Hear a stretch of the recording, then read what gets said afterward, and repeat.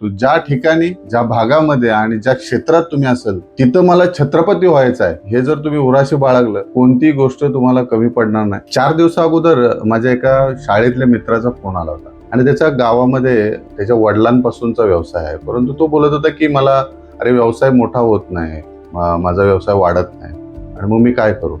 अशाच काही ग्रामीण भागातल्या नवतरुणांना मी काही गोष्टी सांगू शकतो की तुम्हाला कमीत कमी 100 किलोमीटर लांब जाऊन व्यवसाय छोटा का असेना पण सुरुवात करायची. त्याचं कारण असं आहे की ग्रामीण भागामध्ये तेच ग्राहक असतात, भावकीतले लोक असतात, नात्यातली लोक असतात किंवा मित्रमंडळी असतात. मग त्याच्यामध्ये कुठेतरी उधारी वाढणं असेल, मग उसने थोडेफार पैसे द्या असेल, या सगळ्या गोष्टींचा ह्याच्यामध्ये तो अडकत जातो आणि मग त्याचा व्यवसाय मोठा होत नाही.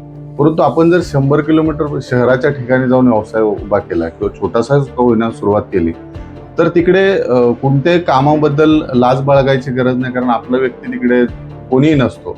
दुसरी गोष्ट, तुम्हाला उधारी कोण मागत नाही आणि तिसरी गोष्ट अशी आहे की तुम्हाला उसने पैसे कोण मागायला येत नाही. तर हे जर केलं तर आपलं 5 वर्षापर्यंत जर तुम्ही एकदम घुसून चांगलं काम केलं तर तुम्हाला नक्कीच सक्सेस आणि सक्सेसच मिळतं.